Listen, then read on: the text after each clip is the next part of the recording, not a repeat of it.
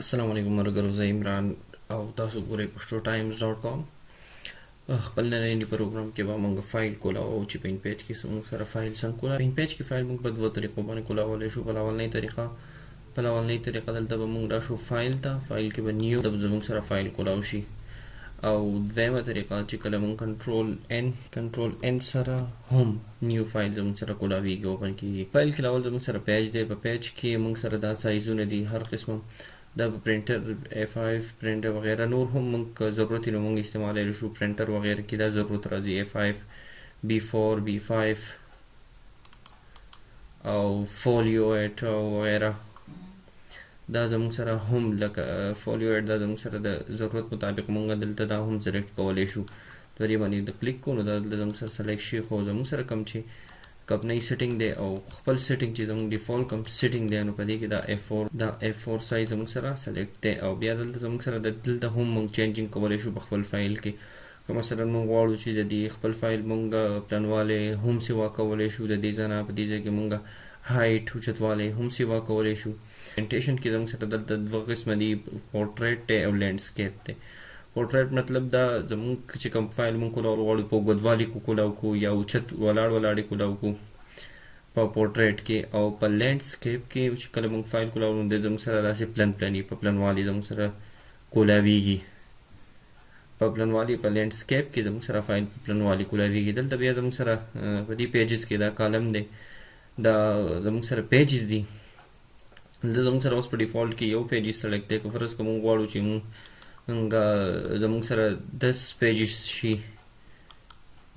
10 شي، نو دلته موږ 10 پیجز هم د دې نه اوپن کولی شو. 8 هم شو، 9 هم شو، 5 هم اوپن کولی شو. چې کله زموږ سره فایل اوپن شي زموږ سره به هلته پیجز بیا 5 کولاوي. دلته اوس د دونه ضرورت دلته زموږ سره اوس موږ به یو فایل کولاو کو. دلته بیا زموږ سره مارجنز دي. په دې کې هم موږ که فرض که موږ غواړو چې موږ د خپل کوم فایل چې موږ کولاو د هغې موږ لکه د خپلې مرضۍ مطابق فایل ورکو، نو خپلې مرضۍ مطابق سایز ورکو. دلته د موږ سره ملي میټر کې دی، په دې کې موږ پوینټس کې ورکولی شو، سینټي میټرز کې هم ورکولی شو.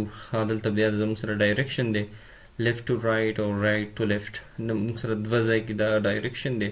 فرض که موږ په انګلیش کې لیکل غواړو نو موږ به د لیفټ طرف نه شروع کوو، نو دلته بیا موږ لیفټ سلیکټ کوو.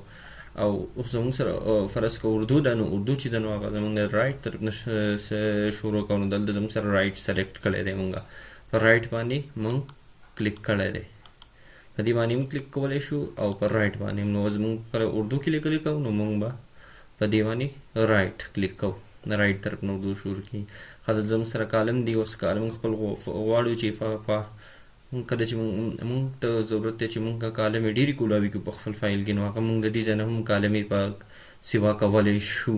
فایل کې د دې ځای نه موږ کالمونه سیوا کولی شو. دلته زموږ سره په ډیفالټ کې یو سلیکټ دی، نو موږ به هم یو سلیکټ کوو.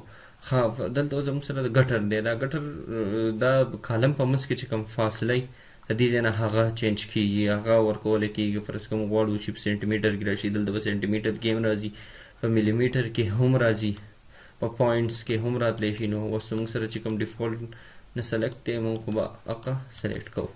دا زموږ سره اوس سلیکټ دی ډیفالټ نه. نو دا اوس که فرض که موږ غواړو دلته چې موږ همدغه سیټینګ وکړو او دا موږ غواړو چې دا زموږ سره په ډیفالټ کې مطلب زموږ یو سیټینګ دا زموږ خپل سیټینګ دی، او دا موږ غواړو چې ځان سره یې سیو کړو. چې زه بیا فایل کولاوم او دغه زما سره کولاو شي، نو هغه بیا موږ د دې ځای نه سیو کولی شو. اوکې به ووځو، دلته زموږ سره فایل اوپن شي. دا زموږ سره فایل اوپن شو. فایل کې اوس که موږ غواړو چې موږ ځان سره نور هم سیټینګ کوو، په فایل کې موږ نور هم سیټینګ کول غواړو، نو دلته به بیا راشو فارمیټ ته. په فارمیټ کې به بیا ډاکومنټس ته لاړ شو.